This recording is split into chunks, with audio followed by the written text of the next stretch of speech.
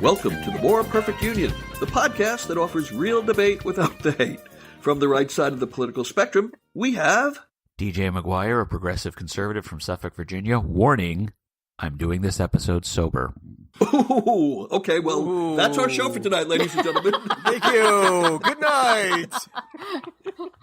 And from the left side, we have... Greg Matuzak, a common sense liberal who is not optimistic about the border deal. I think I'm the only one. From Cincinnati, Ohio. And I am Rebecca Kushminer, a progressive feminist waiting for our second consecutive night of ice here in Kensington, Maryland. And I'm Kevin Kelton, a passionate moderate living in Los Angeles, California, and we are joined tonight by a good friend of mine, Ward Anderson, stand-up comedian par extraordinaire. Ward, hi. Hello, I am Ward Anderson, comedian who is exiled in Canada. I don't think exile is the right word. I think it's like your reward for surviving 2018 or something. Touche. Yeah. And we'll talk more about Ward and what's going on with him in a minute. We want to remind our audience, our website is moreperfectunionpodcast.com, and we'd love you to go there and check out some of our commentaries that we write and also host bios. Also, if you go to iTunes and could give us a star rating and post a review, we would really appreciate that. And check out our Instagram page, MPU Fan Club. It's got dots in the middle, so it's mpu.fan.club. Check us out on Instagram. We post lots of fun pictures there. So, Ward, welcome back. You've done the show once before. You know the lay of the land. Indeed. Thanks for having me. And I understand that you've got some kind of exciting stuff in your particular future. What's going on with you?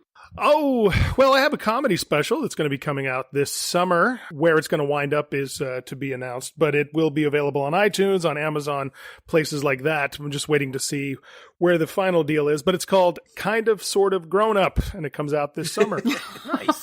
Sounds exactly my speed. And I've actually seen a preview of it. It's pretty damn funny. Thank you, Kevin. Appreciate it. You know what's not funny? The ongoing negotiations for a government budget, which apparently you can only have a budget if there's a border wall or if there's a fight over a border wall. Like they've never done this in the 233 odd years that the country's been around. And I know I bastardized that number. They've never been able to do this before without discussing a border wall and having a big fight over it. Well, the latest alert I got said that the conference committee has reached an agreement in principle to fund border security plus the other 11 agencies that need a continuing resolution to continue to operate. There's no word what's in the agreement in principle, and there's no word if the principal disagreement, namely Donald Trump, is going to sign it or not. Right. When you're talking about something in principle, that doesn't seem to go with Donald Trump. No, it really doesn't. Oh, this is just so vague. And the worst part about this vagueness is there are at least, 800,000 people's lives, jobs, and money on the line here. You know, get it together. Well, the flight attendants union is saying they will not go to work in the event of another shutdown because they felt that safety was compromised during the last one and they're just not going to mess with it. So airline travel could be affected on day one if we go to another shutdown. So that's a pretty significant threat. Oh my gosh, that's huge. I can't believe that there'll be another shutdown. I mean, if one side has to back down, one side will back down, but they're just not going to do it again. I think that finally Democrats have started to learn something, which has taken them a long time to learn, which is it is actually possible to say no. And I think that one of my biggest gripes with Democrats is that they're always, as much as we've seen people often complain they don't do this, they often do take the high road and compromise where they often shouldn't, and then also buckle where they don't need to. I'm glad to finally see them having some stones and going, we'll just say no. And they've begun to realize that they're not looked at by the general public as the bad guys in this thing.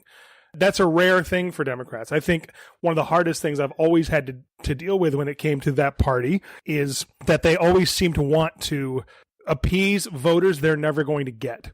right? I think they're often trying to convert that conservative out there that they go, hey, you know what? If we act like Republican light, they're going to come over to us, and they're never going to come over to them. And I think that now maybe they're starting to wise up to that a little bit. Well, they've been going after the wrong Republican voter or the wrong conservative voter. They keep trying to go after the cultural conservative voters, the racially conservative voters, and yes, I'm being euphemistic when I say that term. Yeah, you're right. Yeah. Where it has been the folks who are conservative on foreign policy and on some economic policies who are actually more likely to cross over, as I would say millions of them did in 2018, and say, no, we are not voting for this dumpster fire. We are voting for the fire department right the hell now.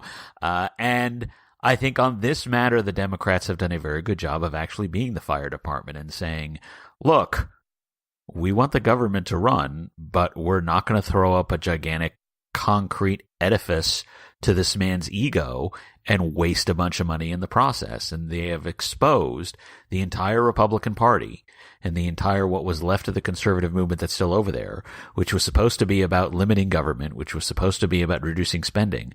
They have all essentially fallen on their swords for a $6 billion boondoggle, the kind of white elephant, to use the old phrase, that they would have railed against if any Democrat even thought about it. So yes, this was, and I don't know what's in this deal. It would not surprise me at all if Trump walked away from it and pulled an Article 48 moment.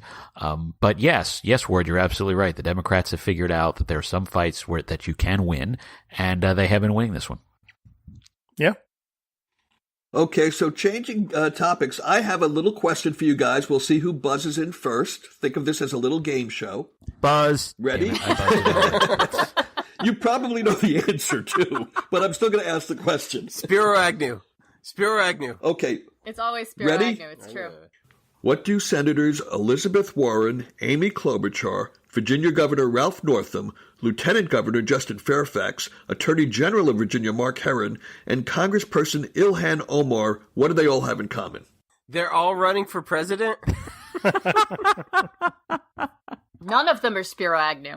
They've all had to apologize publicly in the last 7 days. I call it Apology Palooza. This country loves its apologies. Yes. Well, is it that they've had to apologize, or is it that we're finally just, that they've done dumb things and that we're holding politicians accountable? That too. Yeah, and last I checked, Lieutenant Governor Fairfax has not actually apologized for anything. That's true. He is insistent that he is innocent, and the two women who accused him of sexual assault are, well, he hasn't actually said anything particular about them. He's just insisting that he is innocent. So he has not actually apologized. Well, That's but correct. I just read that he's shedding staff. Like he's lost 3 or 4 staff today. Yes. So that's not a good sign when your district and state staff are running away from you. That's not an indication that you have a whole lot of longevity going for you. I do also want to say, you said we're holding politicians accountable. I think we've been pretty good with holding the Democratic politicians accountable. I mean, it seems as if there's even like kind of the whisper of a scandal with Democrats nowadays.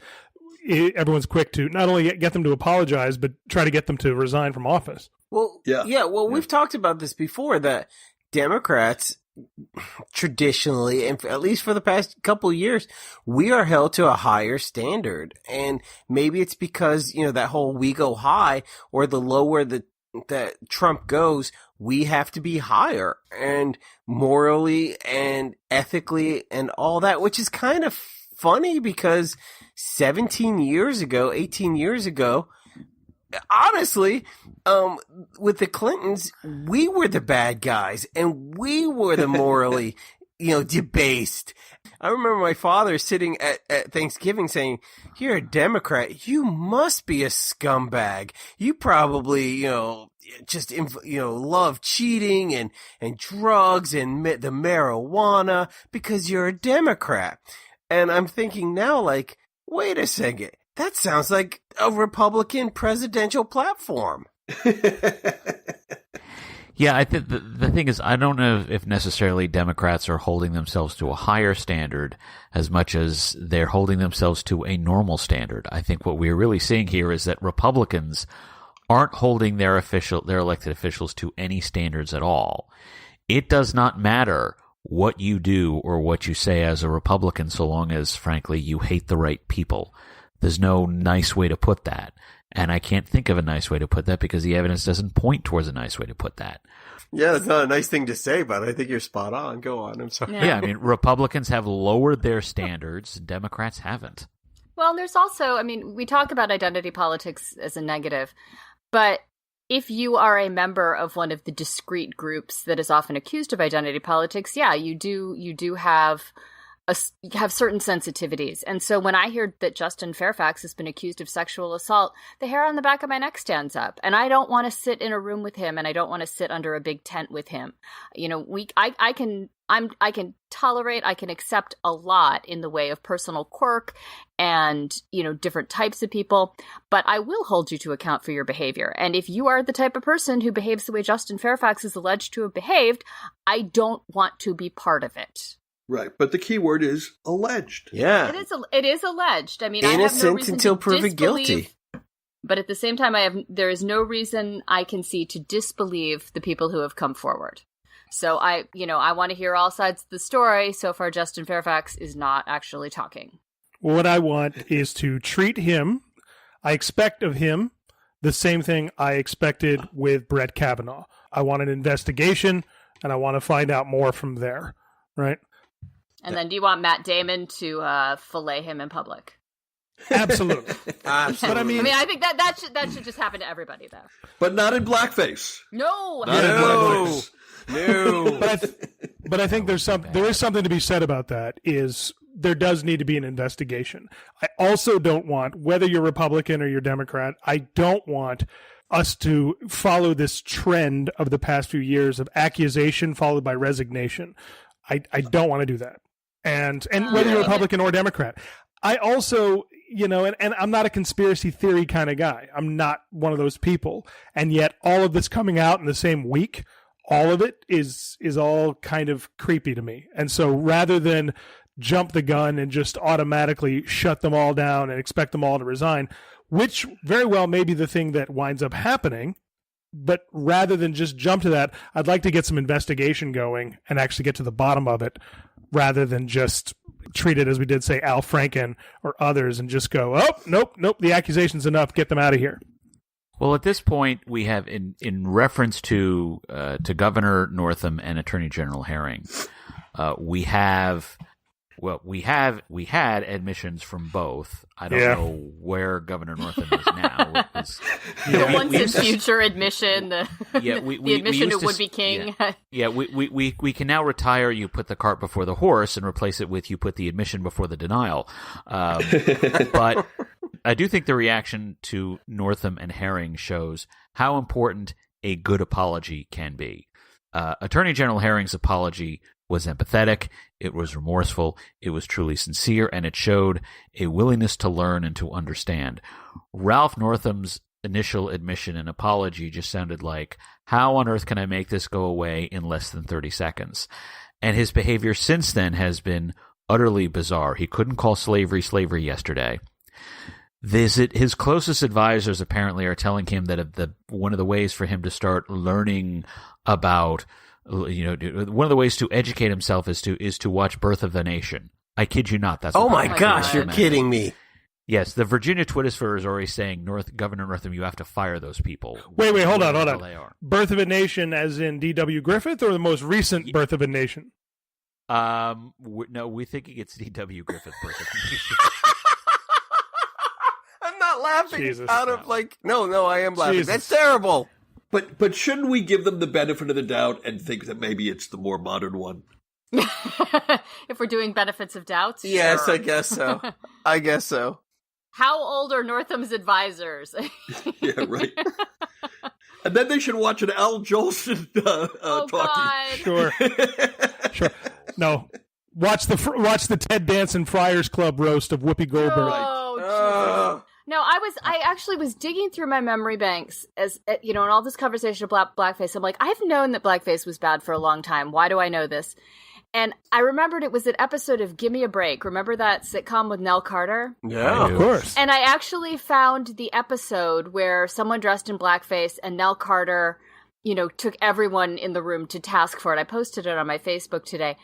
But that was 1984, the same year Ralph Northam was wearing blackface. NBC was using a mainstream sitcom as a platform to talk about how it's wrong and how it hurts people. So, it's almost like there were two worlds existing in simultaneously. Let me respond to that because there's another side of that coin, Rebecca.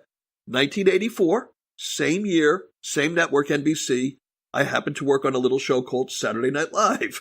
And Billy Crystal, who was in the cast, repeatedly wore blackface to impersonate Sammy Davis Jr., to impersonate Muhammad Ali, and to do his character of an old-time Negro League baseball player. You dig it, I know that you would, yeah.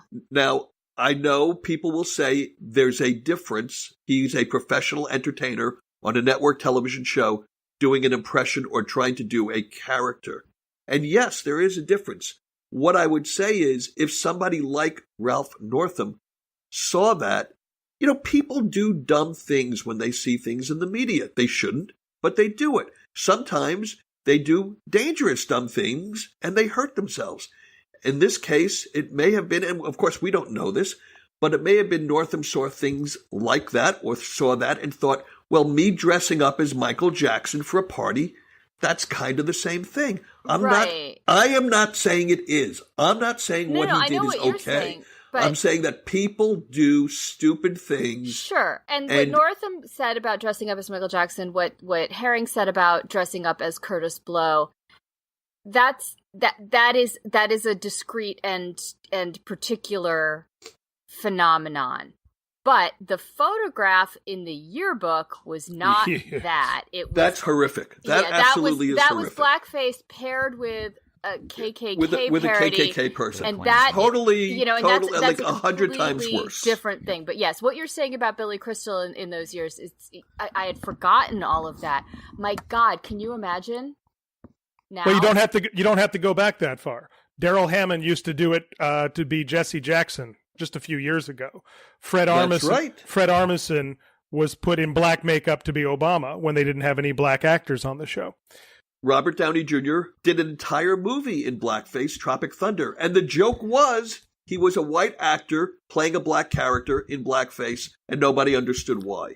But this was one of the problems with Saturday Night Live a few years ago, and that's one reason now they have several really good black actors in the cast, was because people started going, why are Daryl Hammond and Fred Armisen playing the black roles? They just need to get a more diverse cast. And now they do have that, right? So we don't even have to go back to the Billy Crystal thing. You can go back just a few years ago. And I think one of the things that needs to be said about the all this people being found dressing up in blackface years ago, I'm in no way excusing it. I'm the same way. I always thought it was bad. And, there wasn't a time in my life where it was okay, right? However, I will say I used to be in the Medieval Times show when I was starting out. I love that. That's awesome. Yeah. I'm laughing with you, Ward. Yeah. I was a struggling actor once. I dressed as a mouse in a fairy tale. I know this game. No, I mean, I did singing telegrams. I dressed up as characters for grand openings of things. I did kids parties as a Power Ranger. I've done all that stuff. But when I was in the Medieval Times show for a couple of years, and there was a knight in that show with me who was a white guy, and yet he looked like Snoop Dogg. Like, he actually looks like Snoop Dogg. And for the 2 Halloweens that I was there, he would put on black makeup and go out as Snoop Dogg, and he won. He won the costume contest when we went out, like, because he looked so much like Snoop Dogg, but was a white guy, and then he put on black makeup. I found that photo yesterday to show my wife. Oh my God. Because he has it on Facebook. He has it on Facebook just in his photo somewhere. He's not ashamed of it. He doesn't have it, right? And when people have said to him, how did you get away with that? He said, it's clear that my intent isn't mocking anyone. I just happen to look like Snoop Dogg, and that's how he got away with it.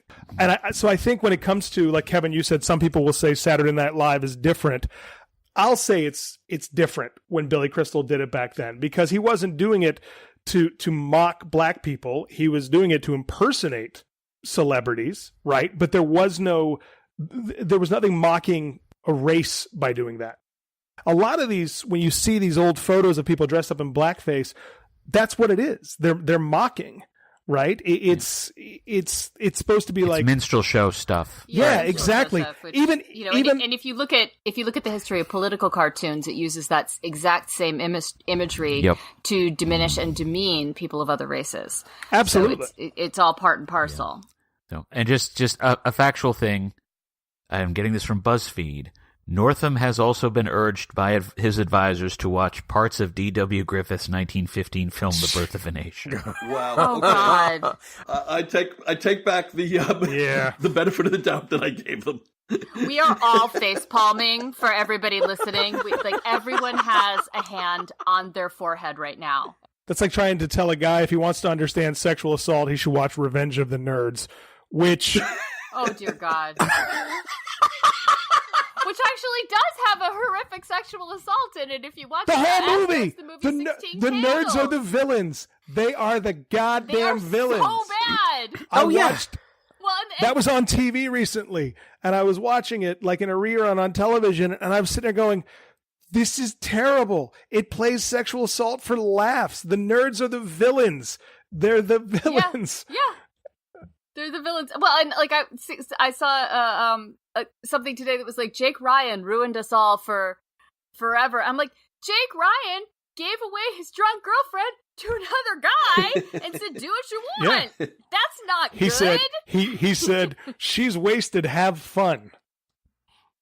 Yeah. and then told her that, oh my God, he lied. It was off. Yeah. There was some bad stuff in the 80s. So with that being said, I want to say this about the blackface conversation. In so many ways, I'm uncomfortable having it because I'm a white guy. And the thing, so when I say things, I think about when I say the problem is intent as opposed to mockery or whatever, that's coming from me. So take it with a grain of salt. I don't know. I was listening to one of the guests, I forgot his name, that was on Bill Maher last week. And, what he said was, I don't think, as much as everyone talks about the Republicans versus the Democrats, he says, whether you're Republican or Democrat, I don't think any black Americans are surprised to find out that even their own champions have racist problems or racist pasts. Even the people that say they represent black voters and they're trying to be there for them, a lot of them have ignorant racism in their past. Some of it probably comes from privilege. And by that, I don't mean how we always talk about white privilege. I mean, but, I think if you're a pretty well-off white guy living in the suburbs and all that, a lot of times this is where this insensitivity comes from. People who don't think they're racist, who then do something ignorant and stupid like this and then go, I'm not racist. I was just playing around.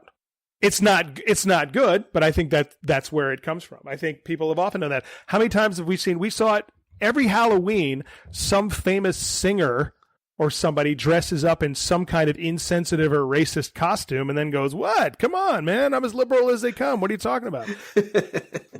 Oh, Rob Lowe just did it on Twitter. Yes. When Trump said that stupid thing about "see ya on the trail, Pocahontas," or whatever racist crap was coming out of his thumbs, and Rob Lowe was like, "Ha ha ha, Commander in Chief, ha ha ha, I'm not racist. What do you mean I'm racist? Okay, I'm deleting my tweet." I'm paraphrasing. But that's what I mean. I mean, a lot of these, whether it's Democrats or Republicans, no matter who it is, there's something about this kind of just spoiled ignorance where people do these stupid things and don't stop later and go, oh yeah, that was a shitty thing to say. That was dumb. And like I said, it's every year there's some pop star that shows up in the Halloween photos dressed up in something, insulting and then going, come on, it's Halloween. I was just kidding. So then it comes back to the question of, does doing something stupid rise to the level of a removal from office offense. And obviously there are different stupid acts. What, Lieutenant Governor Fairfax is alleged to have done is much, much different than what Ralph Northam is alleged to have done. So we as a society are going to have to figure out what is that line, because a lot of people did stupid things in their pasts. And my concern is that now these are being weaponized. We haven't really talked much about Ilhan Omar. Ilhan Omar, thank you, who got in trouble today and over the weekend for some tweets that were interpreted to be anti-Semitic. This is a new congressperson from Minnesota. And my understanding is that she made some comments. I know one of her tweets, she referenced the fact that she believes that the Republican caucus is bought and sold by the Israeli lobby. AIPAC. The American Israeli Political Action Committee, AIPAC for short, for those of us in Washington. And in response to someone's defense of that, she tweeted back, "It's all about the Benjamins." And people on both sides of the aisle, Democrats and Republicans, many of them Jewish, took offense to that. They felt that she was stereotyping the Jewish stereotype of being all about money. I'm not sure that's what she meant, but then again, I've already been wrong in this podcast, so I'm not going to interpret. Wait, what? Interpret Okay. what was in her. What was? I missed that memo. About the Birth of a Nation thing. He gave Ralph that's Northam right. credit where it was not right. due. Ralph Northam's staff. I mean, yeah. Benefit of the doubt. There are people who, she's come out and apologized, and DJ pointed out that it was actually a very eloquent apology. The rest of the caucus has kind of rallied around the apology and saying, no, we're not going to say this sort of stuff about Jewish people writ large or about Israel. But if you look at the Twitter commentariat, people are pointing out that it is possible to question Israeli policy. It is possible to question the motives of AIPAC. And have that be different than being truly anti-Semitic, that the Jewish faith and the nation of Israel are not exactly the same thing. And that's really all I'm comfortable saying about this, because there's no way to talk about Israel without getting in trouble. But does anybody really believe that she meant to be anti-Semitic in her comments? Well, you know what? I don't know. It's really impossible to say. And the reason people are jumping to say she was being anti-Semitic, I think, at least in part, is because she is a Muslim woman. She is the first woman to wear hijab on the floor of the House of Representatives. Yes. So, there are assumptions being made about her motives that are probably unfairly attributed. And it's all just a big old mess. That's what I mean. It's a lot These things are becoming weaponized. It's a lot of... Right. It's a big old mess. And, she needs to get the hell off Twitter, because this is the second time in 2 weeks that people have been, questioning her 280 characters and saying, what's this lady doing? And so she needs to learn to not tweet. But, if that's the only thing she needs to learn, then we're in pretty Yeah, I think the other thing to remember is that she is Somali American. And so the various, for lack of a better term, the various trials by fire that Arab American politicians have generally gone through in these sorts of discussions, Somali Americans have not. Her apology, when I read the apology, and it certainly seems sincere, it seems strong to me. It seems someone said, "Oh wait, I did not realize how painful my words were. I'm going to do better next time. I'm going to focus on this." As for those who want to try to find out where anti-Semitism ends and legitimate criticism of Israel begins, it's just very simple. Find out what the Israeli opposition leaders are saying, and just try to hew to that. Because if there's one thing that I've been observing Israeli politics from afar for about 20, 25 years, 30 years now, ever since my sophomore college roommate did his dissertation on the subject, or his thesis on the subject. Excuse me. I was going to say, why was a second-year college student doing a dissertation? What the hell kind of college did you go to? Because I was drinking. I was a sophomore. He was a senior. He was doing his undergraduate thesis, and he did it on Israeli domestic politics. And by the Makes more sense by now. the time and he asked me to proofread the thesis for him, by the time I was done with it, I looked at him and I said, and Kevin, your call as to whether this stays in or gets dropped. I said, now I understand it. Now I understand it, Dave. There is not one Jewish conspiracy. There are 6 Jewish conspiracies, and they're all focused on stopping the others from taking over the world. I like that. Israeli politics is Byzantine. It's kaleidoscopic. It's a complete shatter. And if you think to yourself, I really don't like what the Israeli government did today, I guarantee you there are at least 6 Israeli politicians, Jewish Israeli politicians, because Arabs also vote in Israel, but there are at least 6 Jewish Israeli members of the Knesset, their parliament, who would agree with you if they knew who you were and vice versa. Who says they don't know who I am? They may I know have who a we huge are. Instagram. Did you read the Ronan Farrow piece in I the did New say- Yorker about? I did say if. You know how they would Masad know? for hire? They would know if they went to Instagram and looked for the mpu.fan.club. So, See that was that a ham-hocted little bumper that I just with a did there? picture of me and Kirsten Sinema, who spoke at an APEC conference in Arizona this week. It's all coming back. It's all about me and Kirsten.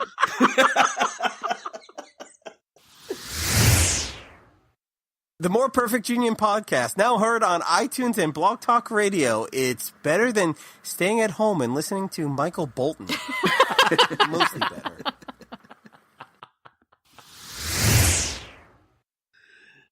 Anyways, there's other stuff in the news we should probably touch on, including the 2020 presidential election. The primaries are still a year away, give or take a week or two. But we have several more people who are officially in the ring. What do you guys think? Were you impressed by Amy Klobuchar? Were you impressed by Elizabeth Warren? No. Were you impressed by anybody? All right. I want to go on record as saying I hate this 2 announcement thing. You mean when they announced Announce- that they were doing the exploratory committee, and then like a minute later announce, oh yeah, I'm actually running. Let's stop that. One announcement. There's a reason for that, Let's get you must official, know the reason efficient about this. because No, I know it's all about politics. fundraising and Yes. seeing what you could raise, but you just stop it. Just don't. I'm do not the even gonna announcements. pay It's the attention gender for a year. reveals and the baby shower. It's you don't need to. I'm not going to pay attention. It's I'm one not or going the to pay other. attention for a year. I already don't give a shit. I will tell you this.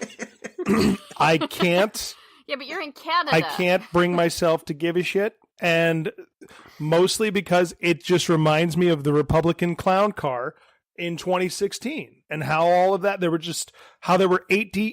approximately 83 of them on stage at one point, and this is how I feel now. And this is one of the best things about living in Canada is we had our election just a year and a half ago, and everyone was critical of it because it was the longest campaign in history that we had up here. How long was it? 100 days. And that was it. Usually here it's a 30-day announcement and then campaign period until we vote. And Okay. Well, you know whose fault all this is? It's Aaron Burr's don't fault. First guy to openly campaign in America. We can blame this on him too. I should note that campaign was actually 3.5 years ago. You've got another one coming in about 6 months. has it been 3.5 Yeah, but you years? have to live through 100 days of it. That Has sounds it been awesome. 3.5 years? See, this is how fucking crazy American politics is and everything, because I'm so focused on all this shit going on south of the border that I forgot what happened up here. I was thinking I was like just the other day. It was Tuesday. Is that show Lost still on? Is Lost still on the air? And it's awesome. We're not going to tell you what happens in the 5th season. Ignore the second one. Now, Ward, I'm going to say this. One, tons of respect, but I have to disagree. 2016 was awesome. If I had it my way, the only thing that was missing from that shit show of a GOP election was Russell Crowe running around in a gladiator costume screaming, "Are you not entertained?" and having them all mowed down. It was awesome. If I could have had 4 or 5 more of those clowns up on stage, weeding each other off, and just, that was amazing. And that was democracy in action, because we could actually see them every every debate changing and figuring out tactics. Today I'm going to be a strong leader today. And people were asking me all of a sudden, what do you think about politics? And should I get involved? And how much do you hate this asshole Kasich? I hate him a lot. It was wonderful. Yeah, but the other people who got involved were like Vladimir fucking Putin. Yeah, I'm sorry. Nobody needed that that. entire clown show was why I left the Republican Party in 2016. See? Something good came of that clown show. But you wouldn't have left if Marco Rubio or Jeb Bush had gotten a nomination? It wouldn't have been a clown show if one of them had gotten a nomination. I have an idea on how to make this clown car actually entertaining. You guys, of course, remember that what they used to call the two-tier debate, where there were 10 people in the first debate and then like 8 or 10 people in the second debate, they would call the second debate the kiddies table. Yeah. I think that if the Democrats get to that point, they should actually set up the stage like a Thanksgiving dinner and have an adults table and a kiddies table. And the discussion should go back and forth between the two. I think the setting of that, the drama of that would be so cool. And they should have turkey and mashed potato and cranberry sauce. While that is interesting and that is cool, one other potential option, if they actually get, beyond 15 and 20 into like 30 or 40, whatever it is, they could set it up like an NCAA tournament bracket and have people debate each other one-on-one and pick a winner. That's awesome. I love that. I like that a lot. I do like that. And then we could like have Yahoo Sports get involved. Oh yeah. We could all be illegally betting on it. It'd be great. That's right. Obama could do his bracket That's right. on TV the way he used to do. I would pay to see Trump do his bracket. No. Could you see Trump do it? Oh, I would. Oh, that would be so awesome to say, no, he's a loser. He's not very good. And this one's small hands, so he's not going to be very good. And this one, except when he gets to Elizabeth Warren, when he goes, she's strong. She's going to be good because that's the only one he wants to run against. Oh, exactly. He awesome. desperately wants to run against Warren. Oh, I know, because he desperately wants to. Because her campaign is already in trouble. I think it should be settled with paintball.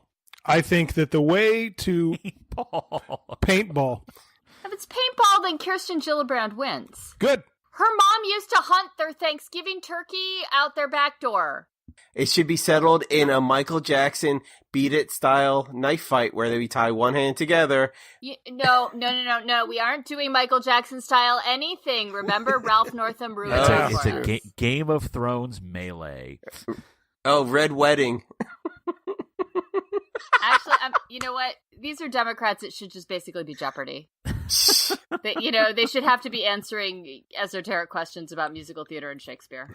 Well, okay. Speaking and whoever gets nominated, you capitulated. Yeah, whoever sure. gets nominated, they're going to have to accept the fact that, sadly, Donald Trump is actually going to get people who did not vote for him in 2016 who will vote for him in 2020, like that idiot Eric Erickson.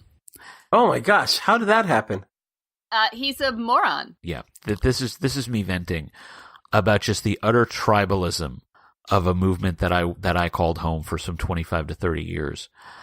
The fact that somebody like Erickson, who left Red State because it was too Trumpist, who then formed his own website and his own editorial group in an attempt to combat it, he called it the Resurgent, has now decided, well, you know what?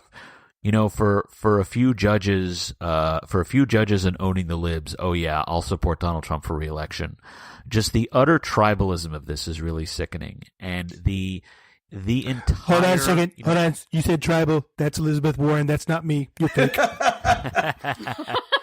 Nice, smooth. I forget the name of the philosopher who said every cause starts as a movement, becomes a business, and degenerates into a racket. Yeah. The fact of the matter is, the conservative movement is the conservative racket. And I, as someone who still calls himself a conservative with the noun, I just have to accept the fact that the rest of them are all fucking fools. Sorry, Kevin. Now, I have a question for you guys about another potential presidential candidate, Howard Schultz. And my question is this. How did this guy get a CNN presidential town hall? All he is a rich man who said, I think I may run for president. He has no party. Reminds me a lot of me. He's got the... Two rich guys. One has a special coming out, and the other one wants to run for president. Yes. Now, what I don't understand why he merits a 1 hour live town Because hall. he's got the best publicist in the field. Because he's got $1 gazillion to hire publicists, and because he's gotten all this buzz by threatening to run for president. Meanwhile, Steve Schmidt is storming off podcasts going, no, I'm not going to talk about his platform. What do you want, a platform from a candidate? Come on, that's absurd. But that's how. It's because of Steve Schmidt, because Steve Schmidt has made a name for himself as a never Trump conservative, as a former Republican who made a big deal about his opposition to Trump on MSNBC. So everybody knows who Steve Schmidt is. So as soon as Schultz threw a bunch of money at him, that was Schultz's entree. Now, frankly, this is, Schultz is rising to his own incompetence here. And I don't think anybody who has actually watched him really believes that he can be an actually decent candidate. I honestly think what he's doing is he's being an inoculant for Michael Bloomberg, so that when Bloomberg gets in the race, everybody can go, "Oh, he's the billionaire who knows what the fuck he's doing." I did it again, Kevin. I'm sorry. He's the one who was mayor of New York for 12 years. He's the one we should actually listen to, not this clown over here. Don't ever underestimate the power of stupid people. Well, and don't ever underestimate the admiration people have for rich people. In America, maybe in Canada, I don't know, we equate wealth with virtue. Yeah. We assume that if you have made a lot of money, it's because there is something really awesome about you. And that's not actually true. Well, and again, 4 years ago, everybody joked about Trump. It was a joke. I mean, it was literally a running gag. He was the one that everyone laughed about. And what wound up happening? He got all kinds of free press because of it. It, made him even more popular the more he was mocked. And stupid people elected him. And I'm sorry, but they did. And I'm actually kind of tired of sugarcoating this. And it's stupid people and Vladimir Putin. Yes. But that's what I mean. The power of people to be duped by a billionaire is very strong. It is very strong. So yeah, he may say some stupid things right now. Give him 6 months, and I bet you people will be doing the same thing. They'll be, yeah, you know what? I mean, he's looking out for the guy like me. He built his way up with nothing but beans. He knows that the system is broken and he's going to fix it. Yeah, Well, but the question is, does Howard Schultz actually want to be president, or does he just want everybody to pander to him on CNN? Donald Trump didn't want to be president, but he won. Yeah, but you know what? Howard Schultz hasn't declared yet. That was Trump's big mistake. He actually ran for president. Yeah, but that's just it. Donald Trump, I don't think for a second really wanted to win. Oh, no, I don't think he wanted to be president. He wanted to build an ugly hotel in Moscow. That was all he was after. And everyone around him wanted to grab some Ukrainian, ill-gotten gains in the process. It's not complicated. That's why this whole inaugural committee thing is going on. The amount of money the inaugural committee took in and the way that it was, handed out to everyone who had ever done anything for the campaign, those people thought they were going to get caught. They were expecting that all of this was going to implode because it was a big, giant mistake. So they were all going to take as much money at the very front of the process as they possibly could. Probably the only one who didn't get an illegal payout is Stephen Miller, because that stupid guy actually thinks that he's going to create a white Aryan nation. Well, it's the only way he gets laid. Even then, he doesn't get laid, DJ. He's investing in fembots. Never underestimate the power of money and power when it comes to guys getting laid. Okay, so I want to turn the conversation away from narcissistic billionaires for a second so we can talk about Jeff Bezos. I'm not a narcissist. I am a billionaire, however, I'll have you know. And I don't appreciate you calling me a narcissist. I believe that's a tribe in Africa somewhere. I read about it, or it was told to me. I don't like to read. Go on. So what's the latest in this Bezos saga? Have his dick pics come out yet? What's going on? I can't wait. No. I can't wait. No, I don't need to see Jeff Bezos' dick. So right now, the big issue is who leaked the pictures. And the running theory is it was his girlfriend's brother. Yeah. And Right, which is fascinating. It blows my mind that, this guy was like, could do that to his own sister, like totally explode, her life like that. Right, and her ex-husband works with Ari Emanuel, who used to be Trump's agent, who's also brother to Rahm, and like Emanuel and her ex-husband had some deal with Saudi. I mean, it is so weirdly incestuous and creepy, all of this. Now, here's a great idea. Let's blackmail the richest man in the world. Yeah. Like he cares. He's like, yeah, you can look at my dick. I don't care. He's going to end up owning AMI. Do you people understand? He is going to sue them, and whether or not it was criminal what they did or not, and I know that there have been people on TV, experts, who've gone both ways on this, but in a civil lawsuit, he will win. He will own AMI in a couple of years. That doesn't bother me, actually. I think David Pecker, who is a dick pic, needs to just be done with it'll be one of the best things for journalism. journalism And he's to going to ever jail happen. because this is totally violating his agreement with SDNY. Which is true. There are only two people who did not play this through and recognize how it would end.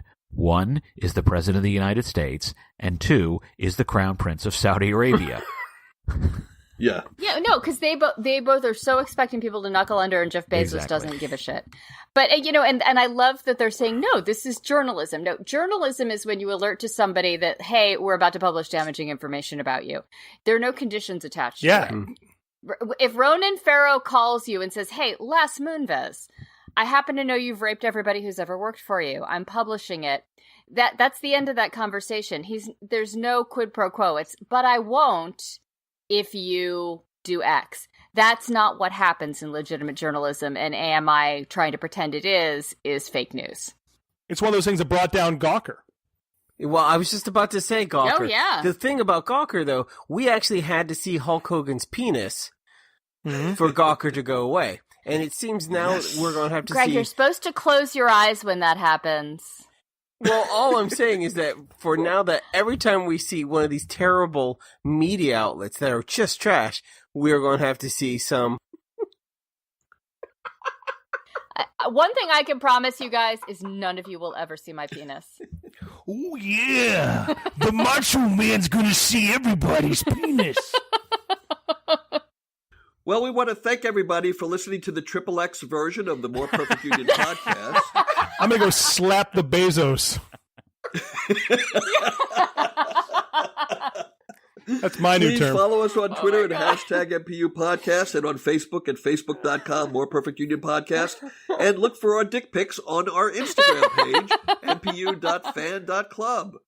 And if you like to talk politics and would like to debate with us between shows, join us in our Facebook group, Open Fire Politics. We're all there, and we'd love to see you there, too. And I guarantee you, Ward Anderson will debate with you there. He will not be shy. It's true. Ward will take you down. As it turns out, I just agreed with everybody tonight. I don't know how that happened. Because we're all far-right socialist liberals. Exactly. Oh, okay. Yeah. Even DJ. By the way, I wanted to say, I forgot to say, February 19th through March 3rd, I will be appearing for 2 weeks at the Joker's Wild Comedy Club on Paradise Island in the Bahamas at the Atlantis Casino and Resort. So if you're traveling. So all our listeners in the Bahamas, please check out Ward Anderson. What dates? February 19th through March 3rd. Great, and thank you for doing the show with us. Absolutely. And then, of course, March 15th and 16th, I'll be at the Hard Rock Roxino in Cleveland, Ohio. Okay. And Greg, where will you be appearing next? I'm spending my weekend writing fan fiction about the primaries. It's going to be a rewriting of Lord of the Flies, but with the Democrats.